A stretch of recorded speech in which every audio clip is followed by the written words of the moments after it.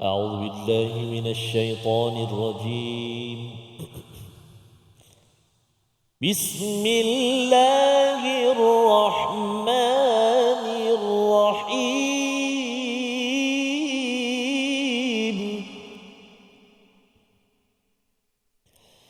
يا أهل الكتاب لم تلبسون الحق بالباطل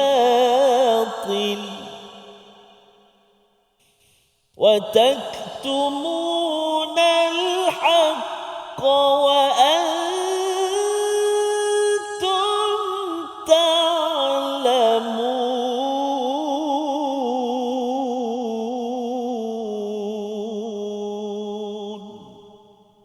صدق الله العظيم.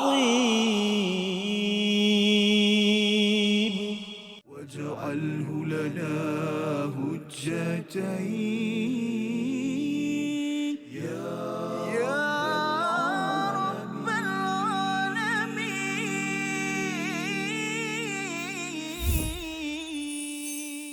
السلام عليكم ورحمة الله وبركاته. الحمد لله والصلاة والسلام على رسول الله وعلى آله وصحبه ومن والاه وبعد. اللهم صل على سيدنا محمد وعلى آل سيدنا محمد.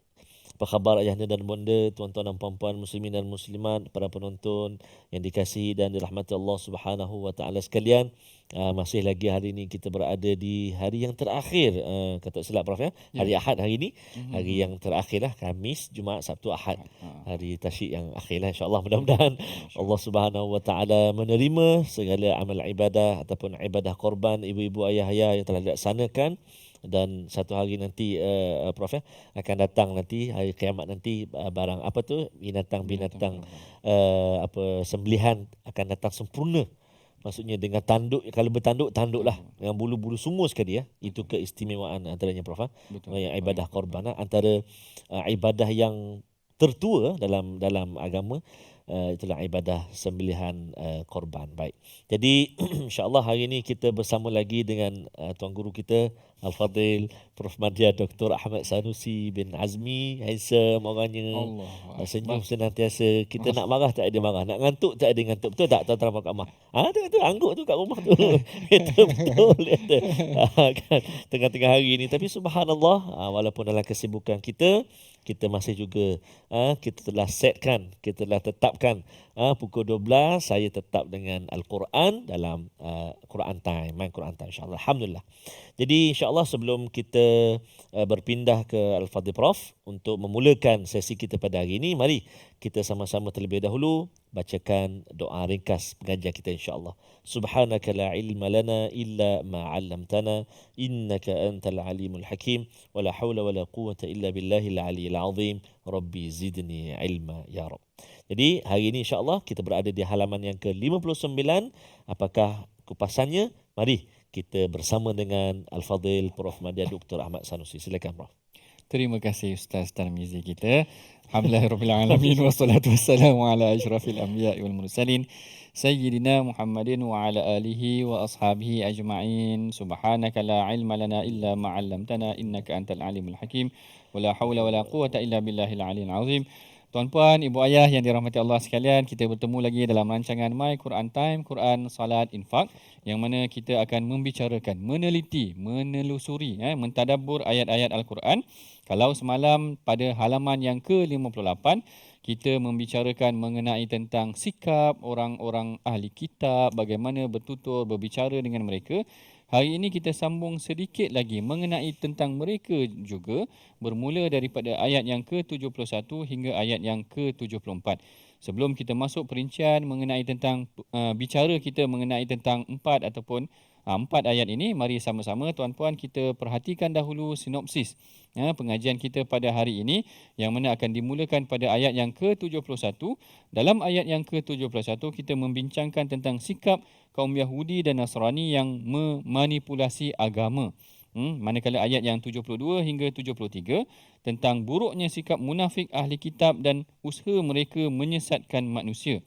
Manakala ayat yang ke-74 mengenai tentang pemberian rahmat dan kurniaan Allah kepada sesiapa yang dia kehendaki. Itulah secara umumnya mengenai tentang 4 ayat yang akan kita bacakan pada hari ini, yang mana kita akan mulakan dengan ayat yang ke-71 dahulu.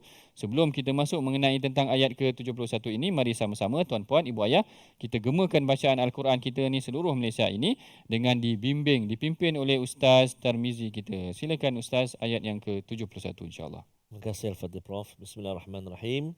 Tuan-tuan dan puan-puan, ibu-ibu, ayah-ayah, sahabat Al-Quran, para penonton yang budiman, yang dikasihi Allah Subhanahu Wa Taala, kita nak mulakan bacaan kita pada sesi kali ini, iaitulah dengan ayat yang sama-sama kita nak baca ayat 71. Ayat 71, hati-hati pada kalimah bil batili, bil batili, huruf ta yang kita baca tipis, huruf ba jangan kita tebalkan. Begitu juga dengan kalimah al-haqq, ada 2 tempat. So kena hati-hati supaya jelas bunyi huruf ha. Ha pedas. Baik, kita cuba insya-Allah.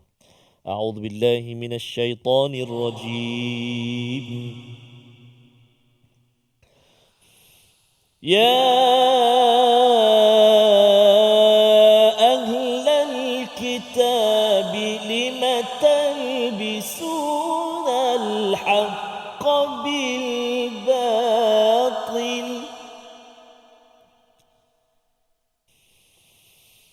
يا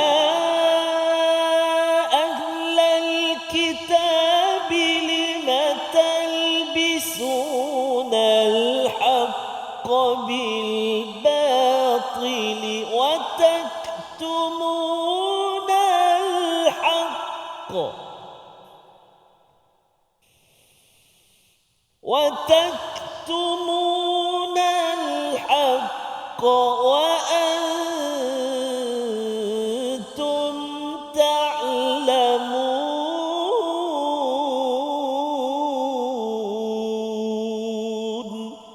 صدق الله العظيم.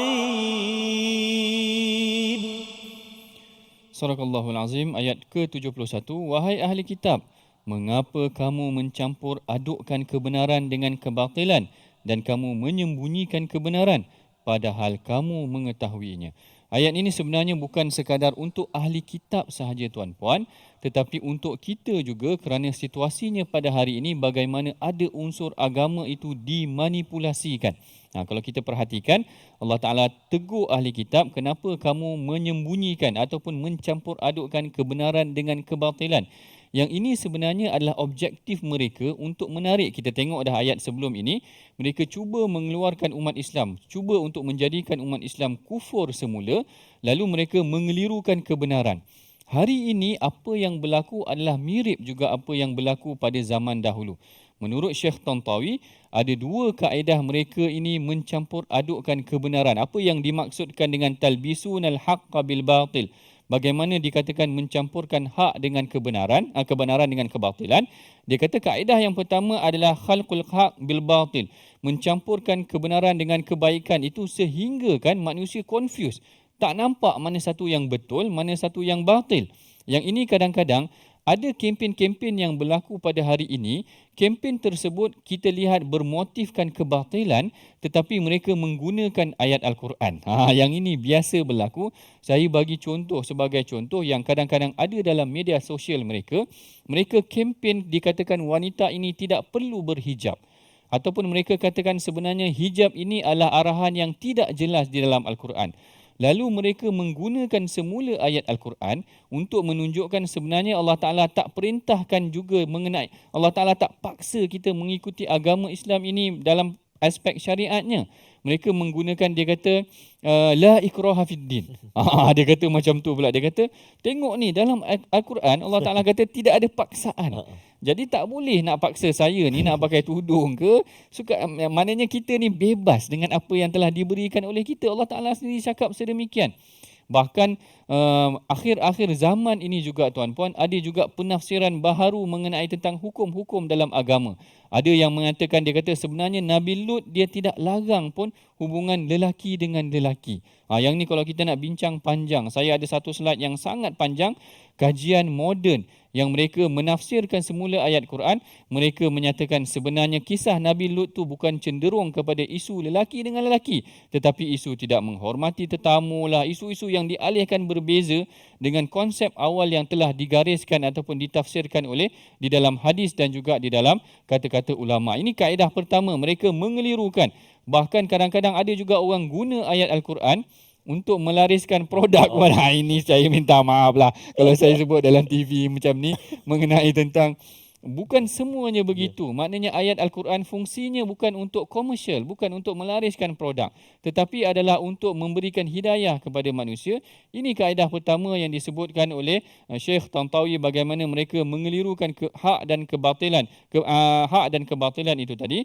Manakala yang keduanya adalah jahdul haq. Mereka menafikan kebenaran, wa ikhfaul al-haq, dan mereka menyembunyikan kebenaran. Tengok tadi, mereka dah tahu kebenaran ada dalam kitab mereka, tetapi banyak juga yang mereka sembunyikan. Saya nak bagi ada satu contoh, tapi saya bimbang pula nanti contoh ni panjang, tak habis kita cerita, tersekat pula. Tapi ini dua kaedah. Bagaimana ahli kitab ini mengelirukan hak dan batil, kebenaran dan kebatilan ini, mereka mencampur adukkan sehingga masyarakat keliru. Mana satu yang benar ni, mereka ni guna ayat Quran juga, yang ni guna ayat Quran juga. Inilah yang dilakukan pada zaman dahulu, berlaku juga pada zaman hari ini. Kita berehat dahulu seketika. My Quran Time, Quran, Salat, Infak. واجعله لنا هجتين يا رب العالمين.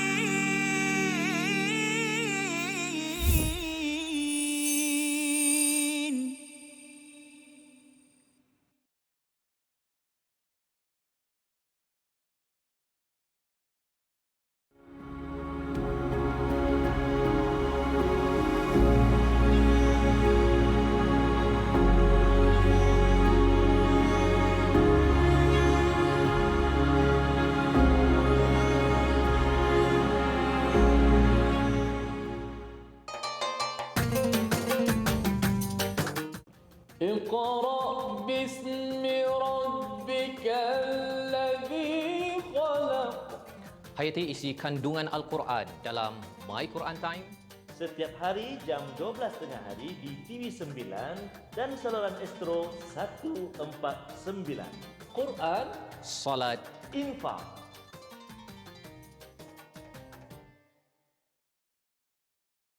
منهما جاهلا وارزقنا تلاوته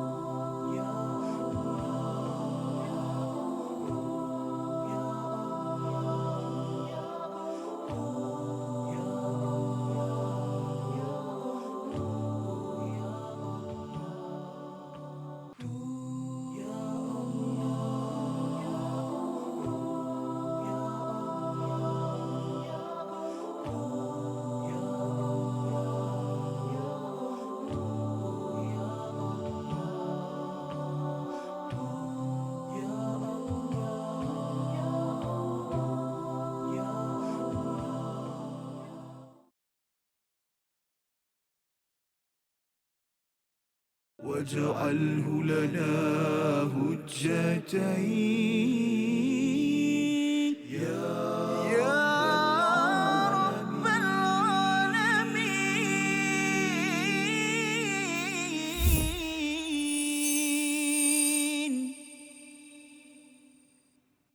أعوذ بالله من الشيطان الرجيم. يا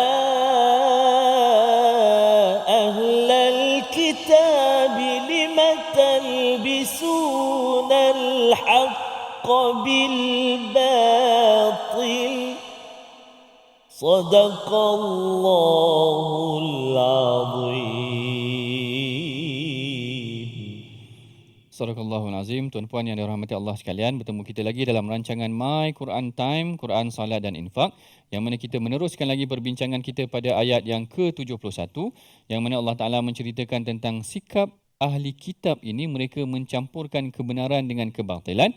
Bahkan bukan itu saja, mereka menyembunyikan kebenaran. Ini yang berlaku pada zaman dahulu, dan kita dah bincangkan situasi-situasi yang pernah juga berlaku pada zaman hari ini, yang mana mereka cuba menyembunyikan kebenaran dan mereka menzahirkan kebatilan. Antara contoh lain, kalau saya kira tadi yang contoh yang pertama kita ceritakan tentang campur aduk antara hak dan batil ini, mereka menggunakan Al-Quran untuk menggambarkan ataupun untuk membawa kempen-kempen yang salah, kempen-kempen yang bercanggah dengan agama.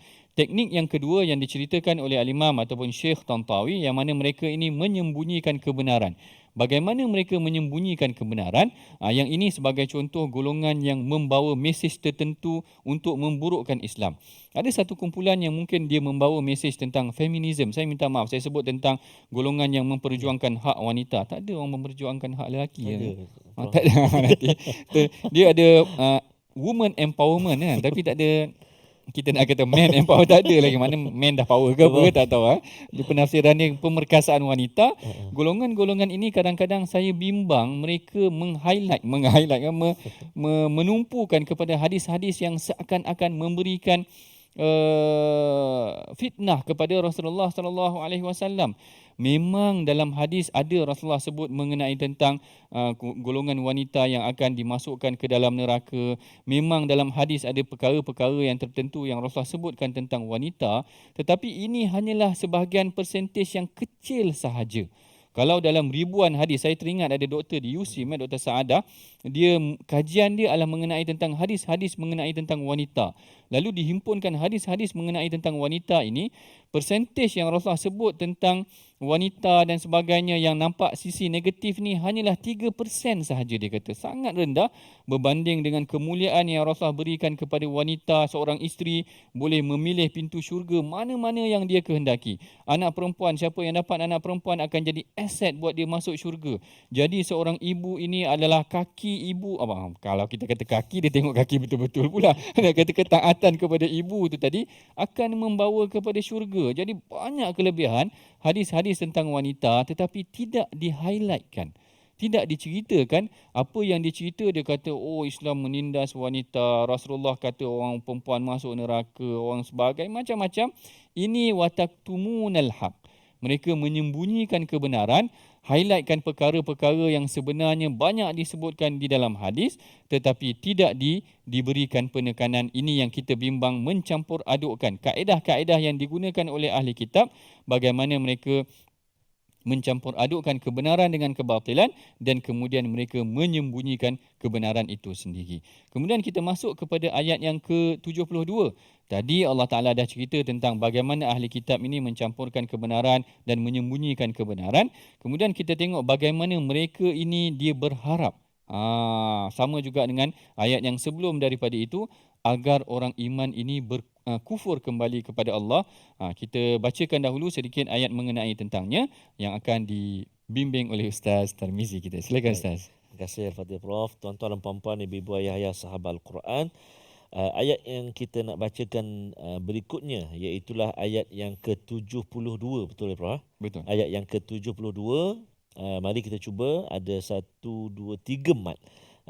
Sambil-sambil nanti ataupun lepas bacaan nanti, ibu ayah boleh tandakan ta'ifatun mat apa, billadhi tu mat apa, kemudian kafaru mat apa. 3 tu nanti boleh kongsikan dekat ruangan komen Facebook insya-Allah. Kita baca dulu ayat 72. A'udzubillahi minasyaitonirrajim. Wa qalat ta'ifatun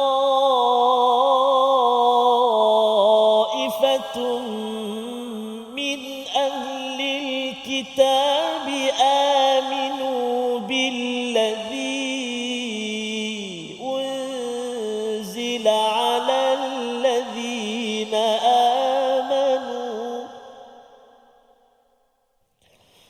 آمنوا بالذي أنزل على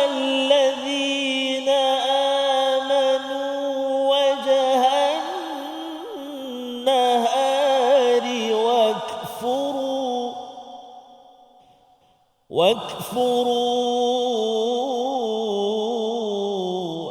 آخره لعلهم يرجعون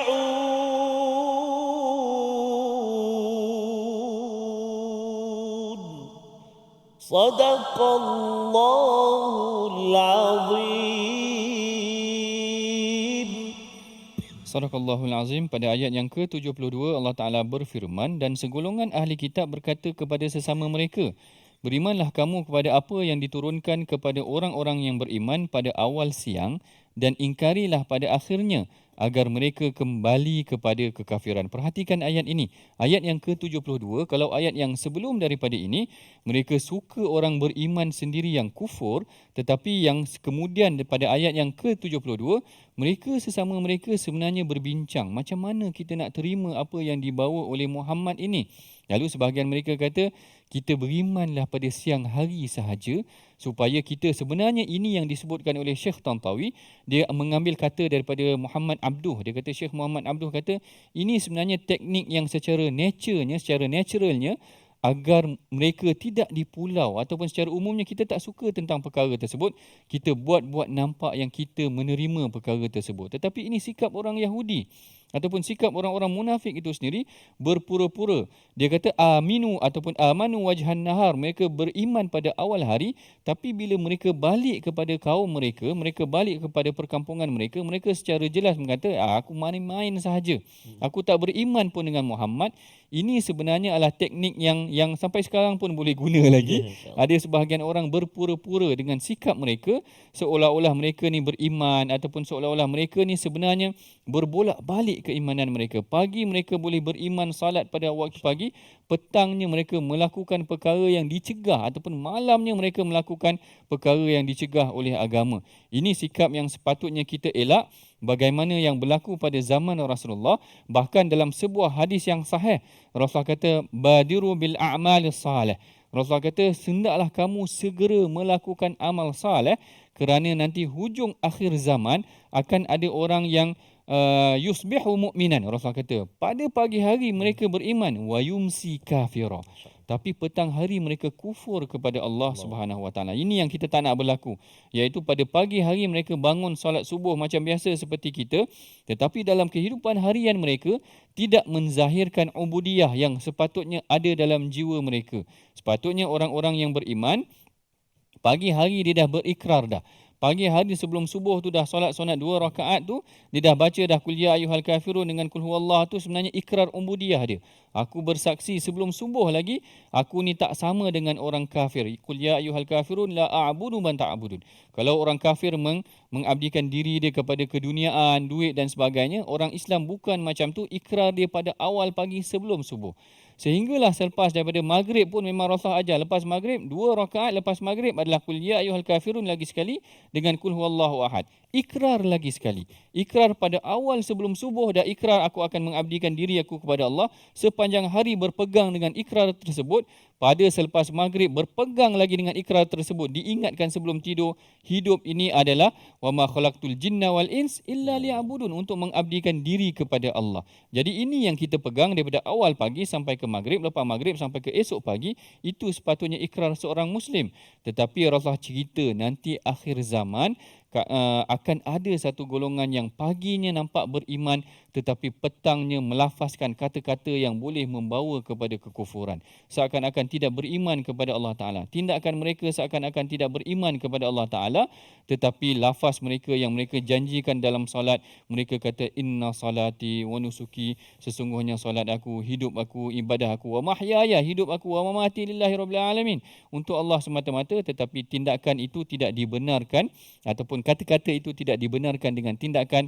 Nanti ini yang akan ditanya dalam kubur, kerana dalam kubur yang akan menjawab keimanan kita bukanlah kata-kata kita sudah tadi. Maknanya yang akan menjawab adalah amalan kita. Kalau amalan kita bertepatan dengan apa yang telah digariskan oleh Allah, maka itulah yang akan menjawab kita nanti di dalam kubur. Inilah sepatutnya yang memberikan kita peringatan, jangan jadi seperti orang ahli kitab, paginya mereka beriman. Ini lagi dengan sengaja. Dia kata tak apa pagi kita beriman, petang karang kita tak payah percaya pun tak apa yang dibawa oleh Rasulullah sallallahu alaihi wasallam. Baik, sebelum kita berhenti berehat, mari kita sama-sama perhatikan dahulu mu'jam ataupun perkataan pilihan kita pada hari ini, yang mana kita memilih perkataan khassa, perkataan khassa yang membawa maksud mengkhususkan, yang diambil daripada ayat yang ke-74, iaitu Allah Ta'ala berfirman, yakhtassu bi rahmatihi man yasha, yang membawa maksud Allah Ta'ala mengkhususkan dan dia menentukan rahmat, mengkhususkan kepada sesiapa sahaja yang dia kehendaki, yang mana perkataan ini disebut sebanyak 4 kali di dalam Al-Quran, antaranya di dalam suratul Baqarah, di dalam suratul Ali Imran dan juga dalam suratul Anfal, yang mana perkataan ini sebenarnya dalam bahasa Melayu pun ada. Khassa ni maksudnya khusus. Khusus. Kita pun dah biasa sebutkan khususnya tuan-puan. Khusus tu adalah ambil daripada perkataan khassa, ya khusu, iaitu khas, ditentukan buat sesuatu. Jadi kita berehat dahulu seketika. My Quran Time, Quran, Salat, Infak. واجعله لنا هجتين يا رب العالمين.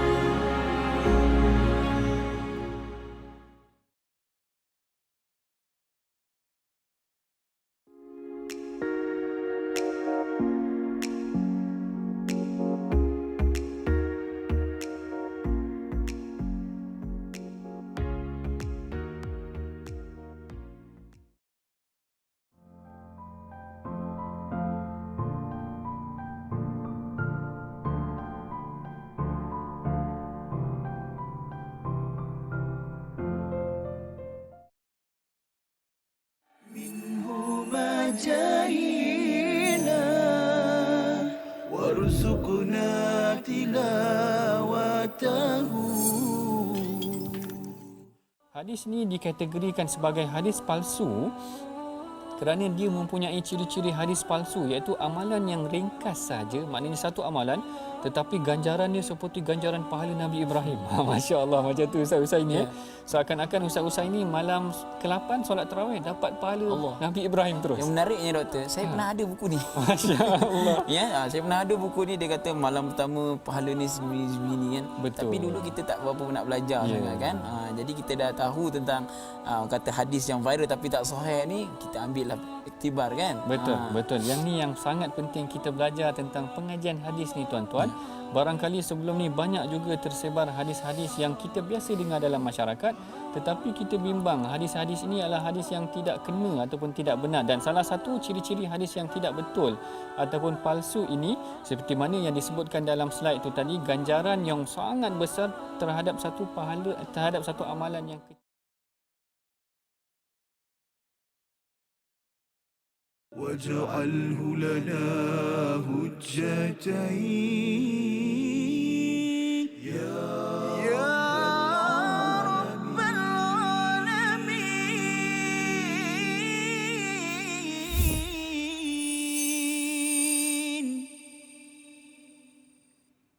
Panggilan haji telah tiba lagi, menunaikan ibadah panggilan Baitullah, tanah suci Makkah, ya Makkatul Mukarramah, tanah suci Makkah, ya Makkah Al-Mukarramah.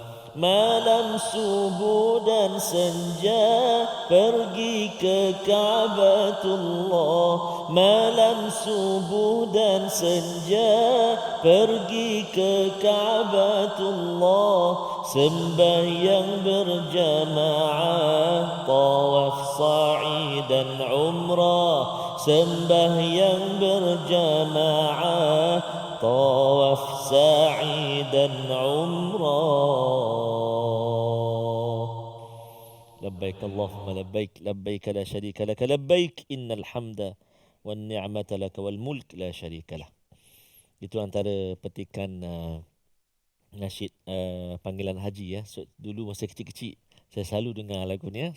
Seronok lagu dia, sedap lagu dia. Tiba masanya kini, kan, wukuflah di Arafah. Cerita ataupun daripada lirik nasyid tu sedikit sebanyak dia menceritakan tentang ritual ataupun ibadat-ibadat haji tu kan. Ada wukuf, ada mabit kan, ada apa nama ni, melontar dan sebagainya. Moga-moga Allah Subhanahu Wa Taala memilih kita bila labang dikatakan. Itulah kita bila lagi dikatakan. Bila kan, dengan siapa kan, waktunya, umur bila dan sebagainya, semua dalam ilmu Allah Subhanahu Wa Taala, dan pasti Allah Subhanahu Wa Taala akan menjemput kita jika diizinkan oleh Allah Subhanahu Wa Taala satu hari nanti. Amin ya rabbal alamin, insya-Allah. Baik, jadi insya-Allah kita nak ulang kaji seketika ruangan tajwid kita. Kita nak menjelaskan sebutan.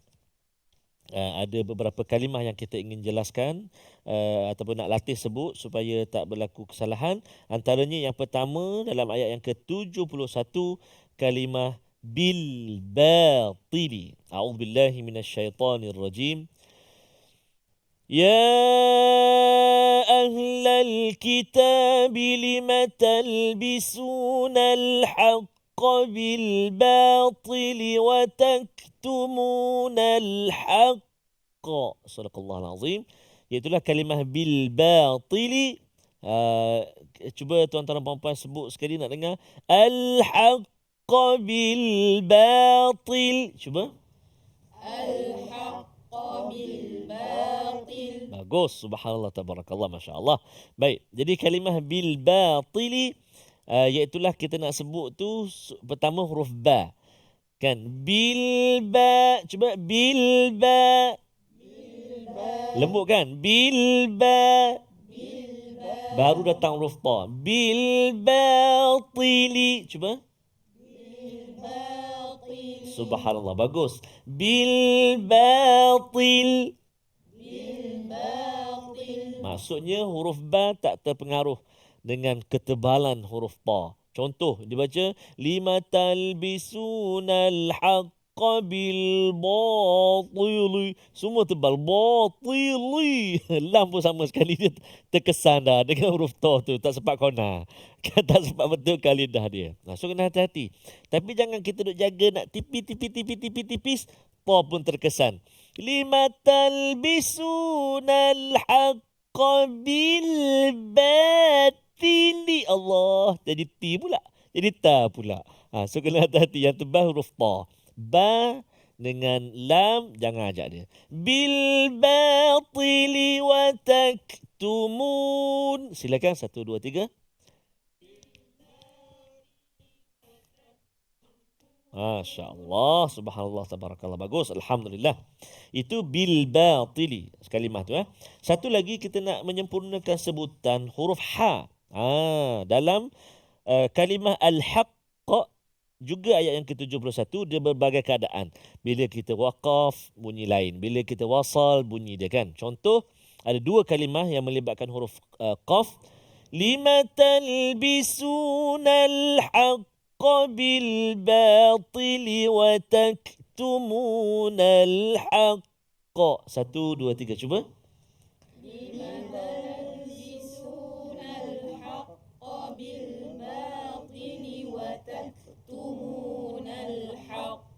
Masya Allah, subhanallah, tabarakallah. Jadi kalau kita sambung wasal, jelaskan huruf qaf. Al-haqqa bil batil. Cuba. Al-haqqa bil batil. Wa taktumuna al-haqqa wa antum. Cuba. Wa taktumuna al-haqqa wa antum. Baik, kalau waqaf kan, lima talbisuna al-haqqa. Cuba. Lima talbisuna al-haqqa. Aywa, subhanallah. Wa taktumunal haqqa. Aywa, subhanallah. Kalau waqaf dia jadi qalqalah apa? Qalqalah yang paling tinggi ya, yang paling tinggi lantunan dia sebab apa? Sebab ada huruf ada huruf qaf, huruf qalqalah dan ada sabdu kan. Sughra kubra, sughra wusta kubra kan, paling tinggi kubra ataupun sughra kubra asyaddu kubra, maksudnya yang paling tinggi yang ketiga. Al-haqqa. Cuba. Maksudnya lambat sikit lantunan dia tu. Jangan lama sangat, 2 hari 1 malam. Al-haq. Minum air, makan pisang. Baru teringat. Kok ujung dia. Salah petang dah. Tak aci gitu. Tak lulus. Tak boleh. Jadi lantunan dia paling tinggi. Macam mana nak betulkan tu? Kena semak dengan guru bacaan, insyaAllah. Jadi kita jemputlah semua ibu-ibu ayah-ayah yang ada ke lapangan. Jemput datang ke studio kita. Studio My Quran Time. Untuk sama-sama belajar, mengaji sama-sama dekat studio dalam rakaman kita, insyaAllah ta'ala. Terima kasih juga Pulang Istiqamah yang selalu bersama dengan kita di sesi pengajian kita. Kita nak cuba hafal ayat yang ke-71. Mari. A'udzubillahi minasyaitanirrajim. Ya ahlal kitab lima talbisunal haqqa bil batil. 1, 2, 3.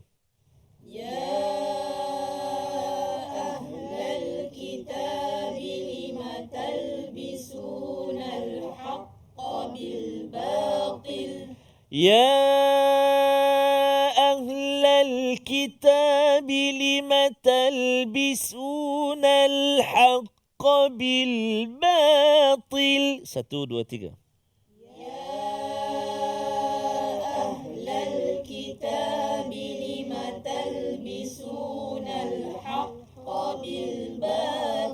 أيوة. Hati-hati. Ya ahla al-kitab lima talbisuna al-haqqa bil batil. 6 kalimah juga kita cuba sekali lagi. Ya ahla al-kitab. Cuba jangan tengok. 1, 2, 3. Ya ahla al-kitab. Oh, subhanallah. Lima talbisuna al-haqqa bil batil. 1, 2, 3. Lima talbisuna al-haqqa bil batil. Oh, itu ingat. Oh lah, tak sangka. Sebab ramai-ramai kata bro. Jadi dengar tu boleh ingat. Subhanallah kan. Sekali lagi. Ya ahlal kitab lima talbisuna al-haqqa bil batil. 1, 2, 3. Ya ahlal kitab lima talbisuna al-haqqa bil batil. Aywa, subhanallah, masya-Allah, tabarakallah. Sambung sikit lagi. Itu dah 6 kalimah sambung. Yang sambungnya tu wa taktumuna al-haqqa wa antum ta'lamun. Ada 4 saja. Wa taktumuna al-haqqa wa antum ta'lamun. 1, 2, 3. Wa taktumuna al-haqqa wa antum ta'lamun. Wa taktumuna al-haqqa wa antum ta'lamun. 1, 2, 3. Wa taktumuna al-haqqa wa antum ta'lamun. Cuba sambung Wa taktumuna al-haqqa.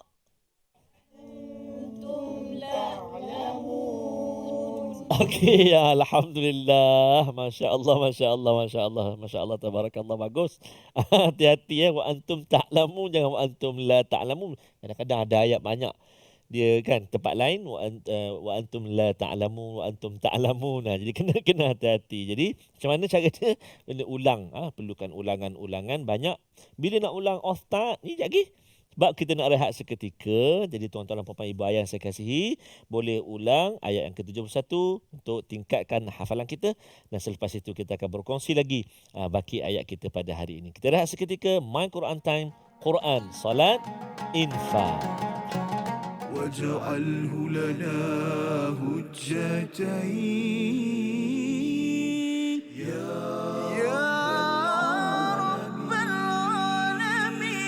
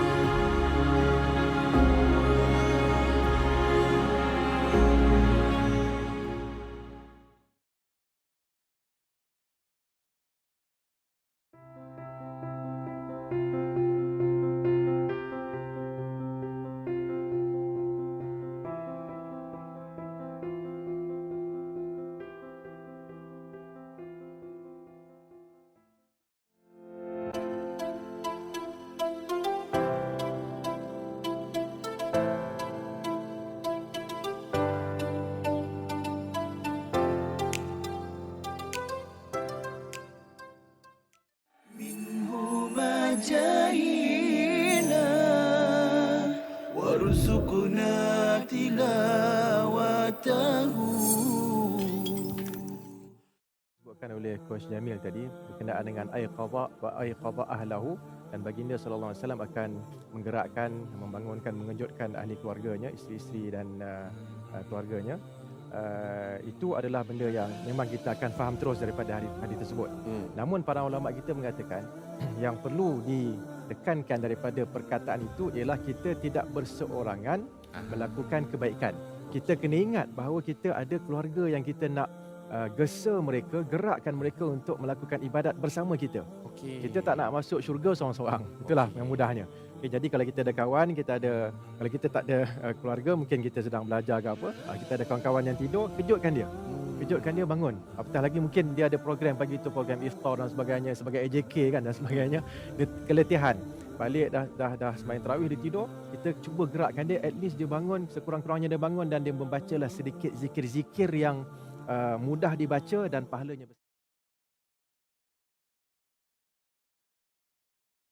واجعله لنا هجتين يا رب العالمين.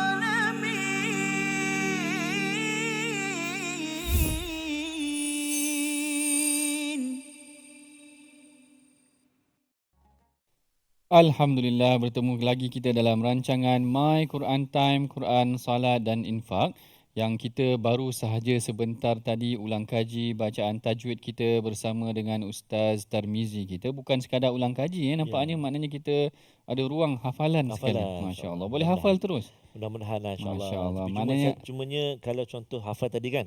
Ya ahlal kitab lima talbisunal haqq. Allahu Akbar. Yang rukuk lagi. Kita sempurnakan dulu. Hafal dulu, cukupkan satu ayat tu insya-Allah. Takut nanti baca rupanya hafal separuh. Ya Allah. Tapi tak mengapa. Ini adalah satu proses yang baik. Latihan yang baik. Maknanya bukan sekadar kita dapat bacaan yang baik melalui hukum tajwid yang baik, bahkan juga ruang untuk kita sama-sama menghafal ayat-ayat Al-Quran, bahkan kita dibiasakan dengan ayat-ayat Al-Quran. Baik. Kalau pada awal perbincangan tadi kita dah masuk bagaimana orang ahli kitab ini mengelirukan kebenaran, memanipulasi kebenaran dengan mencampur adukkan kebenaran dan kebatilan. Kemudian kita tengok pula bagaimana mereka ni bila dia nak beriman pada Rasulullah, dia main-main, dia beriman pada awal hari dan kemudian dia kufur pada petang hari. Seakan-akan ni sebenarnya satu taktik bagi mereka juga agar orang Islam bila tengok orang Yahudi ini adalah orang yang memiliki kitab, ahli kitab ni memiliki kitab. Kalau mereka ni pun beriman kejap sahaja, mungkin juga dibimbangi ada juga orang yang tidak beriman, orang yang beriman dikembali balik menjadi kufur seperti mana yang dilakukan oleh orang-orang Yahudi, kerana pada anggapan mereka orang Yahudi ini adalah orang yang mempunyai kitab dan mereka mempunyai pengetahuan. Jadi lebih baik kita ikut orang yang mempunyai pengetahuan seperti mana mereka lakukan. Kemudian ayat yang ke-73 Allah Taala dedahkan lagi sikap mereka. Sikap mereka tadi, mereka dah pesan jangan beriman. Kalau nak beriman pun beriman pada waktu pagi sahaja. Pertamanya mereka kelirukan kebenaran dengan kebatilan. Yang kedua, mereka kata tak payah beriman lah, beriman pada waktu pagi saja, petang nanti tak payah beriman pun tak apa. Akhirnya dibimbangi, nanti ada orang yang beriman pun akan terkeliru dengan taktik yang mereka lakukan. Manakala yang ketiga pula kita tengok di sini Allah Taala teruskan dalam ayat yang ke-73, Allah Taala kata wala tu'minu illa liman tabi'a dinakum. Yang ni kalau boleh nak minta Ustaz bacakan sikit boleh? Boleh kita bacakan sikit ayat yang ke-73 sebelum kita sambung perincian mengenai tentang ayat tersebut. Okay, anything for you. Allah. Masya-Allah. Allahu Akbar, subhanallah. So sweet. So sweet. Terima kasih. Terima kasih Al-Fatih Prof. Tuan-tuan puan-puan, ibu-ibu ayah sahabat Al-Quran. Kita nak baca sekarang ni ayat yang ke-73 Prof. Betul. Kita nak baca tuan-tuan puan-puan ayat yang ke-73. Subhanallah, panjang ayat dia. Baca Dan juga kalau kita perhatikan ada satu lagi dalam ayat ni mad lazim kalimi muthaqqal seperti yang kita belajar semalam kan. Ada satu lagi hari ni. Jadi dekat mana? Itu ibu ayah kena cari. Mari kita baca dulu. A'udzubillahi minasyaitonirrajim. ولا تؤمنوا إلا لمن تبع دينكم قل إن هدى الله ولا تؤمنوا إلا لمن تبع دينكم قل إن الهدى هدى الله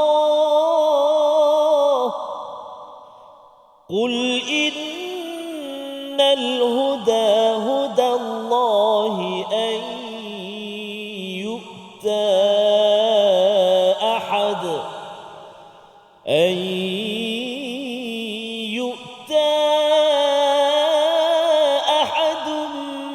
مثل ما أوتيتم أو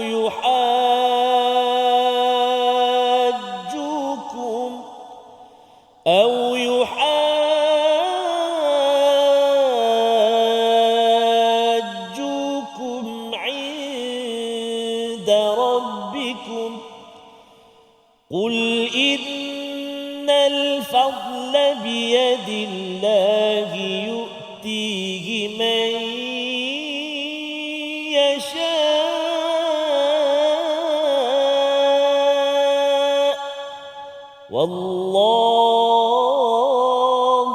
والله واسع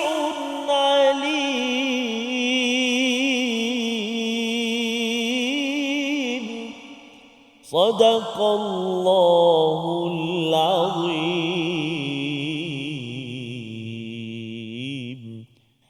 Sadaqallahul Azim, ayat ke-73, dan janganlah kamu percaya selain kepada orang yang mengikuti agamamu, iaitu agama Yahudi dan Nasrani. Lalu Allah Ta'ala berfirman, katakanlah wahai Muhammad, sesungguhnya petunjuk itu hanyalah petunjuk Allah. Yang ini yang menariknya untuk kita bincangkan pada hari ini. Sebenarnya ini rentetan perbincangan ataupun perbalahan sesama mereka, perancangan sesama mereka. Mula-mula mereka mengelirukan kebenaran. Kemudian mereka mengatakan jangan beriman melainkan pada waktu pagi sahaja. Dan kemudiannya dia kata jangan beriman melainkan orang yang beriman seperti dengan orang yang beriman dengan agama kamu sahaja, iaitu agama Yahudi dan Nasrani ini. Sehinggalah Allah Ta'ala menegaskan kepada Rasulullah, Allah Ta'ala kata, Qul innal huda hudallah. Sesungguhnya hidayah itu adalah hidayah Allah sahaja yang betul. Hidayah Allah sahaja yang benar. Inilah yang berlaku pada zaman Rasulullah. Perhatikan pengajaran yang penting juga untuk kita ambil, bagaimana orang Yahudi ini bertemu dengan Rasulullah, berbincang dengan Rasulullah, menduduk dengan Rasulullah, berdialog dengan Rasulullah, tetapi hidayah itu tak masuk ke dalam jiwa mereka. Allah Ta'ala kata, Qul innal huda hudallah. petunjuk yang sebenarnya adalah petunjuk Allah, tetapi sekalipun mereka duduk dengan Rasulullah, petunjuk itu tak masuk dalam jiwa mereka. Ini yang pernah berlaku dengan seorang sahabat yang namanya Al-Miqdad bin Al-Aswad. Yang mana satu hari seorang lelaki lalu kepada Al-Miqdad bin Al-Aswad seperti mana yang diceritakan oleh Al-Imam Tabari. Dia kata, beruntunglah engkau Miqdad, kedua mata engkau ini pernah melihat Rasulullah. Tiba-tiba Al-Miqdad marah. Al-Miqdad kata, oh engkau kata aku beruntung. Kalau engkau duduk di tempat aku, belum tentu lagi engkau rasa untung ataupun tak untung. Kerana kami duduk ni, di saat kami ni adalah kaum yang memang menyembah berhala. Maknanya satu culture, satu budaya yang kami dah pegang lama dah. Tiba-tiba Rasulullah datang. Rasulullah kata, jangan sembah berhala, senang kena ikut. Silap-silap korang kita yang akan bantah Rasulullah bila mana Rasulullah datangkan dakwah tersebut. Sebab tu Miqdad kata bukan senang. Sehingga kan mereka bimbang bila mana turunnya ayat-ayat mengenai tentang anak-anak mereka ini kalau tak beriman ataupun mereka yang tidak beriman akan dicampak ke dalam neraka. Sebab tu bila kita baca doa yang Rabbana hablana min azwajina wa dhurriyyatina qurrata a'yun. Apa yang dimaksudkan dengan penyejuk mata memandang itu? Al-Imam Tabari meletakkan dalam tafsir dia kata yang dimaksudkan dengan sejuk mata memandang tu kerana mereka waktu tu beriman dan mereka bertarung dengan anak mereka sendiri. Kalau anak mereka tidak beriman, sejuk ke mata mereka untuk melihat anak mereka akan dicampakkan ke dalam neraka.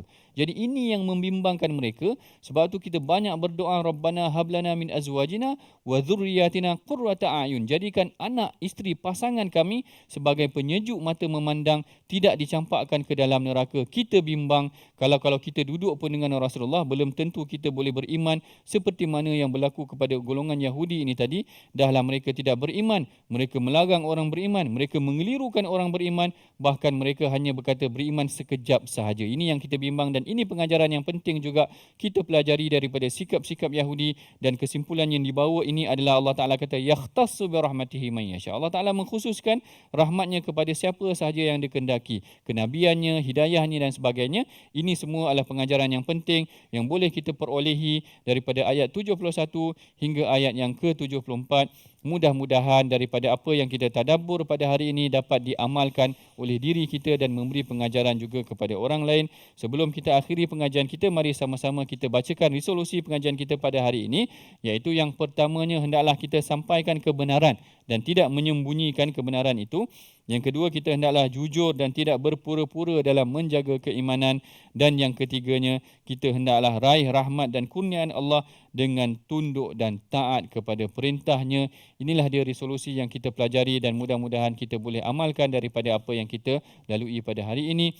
Sebelum kita akhiri pengajian kita pada hari ini, mari sama-sama kita menadah tangan kepada Allah. Mudah-mudahan Allah Ta'ala merahmati dan memberkati kita semua, insya-Allah. Silakan. Terima kasih Fadil Prof. Bismillahirrahmanirrahim.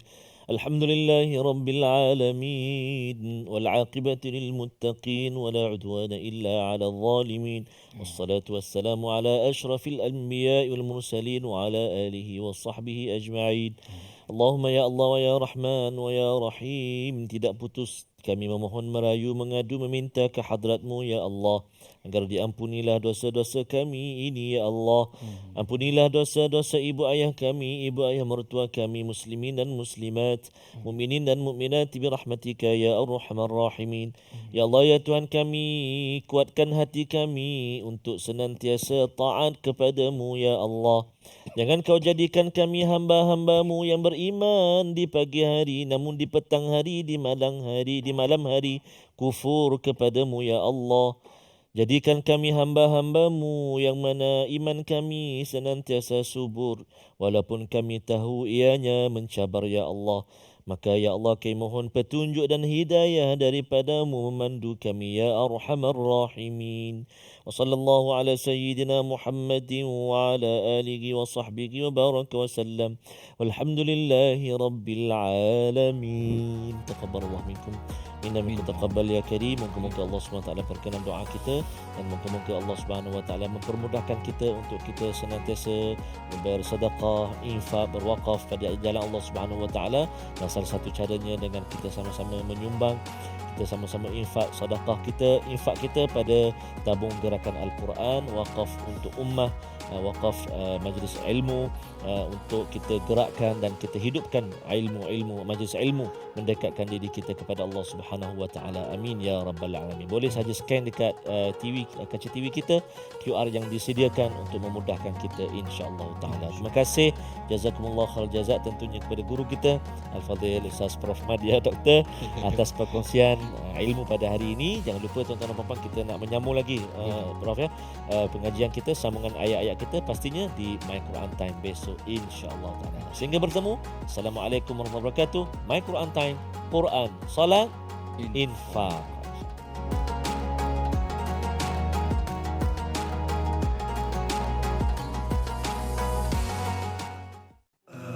آناء الليل وأطراف النهار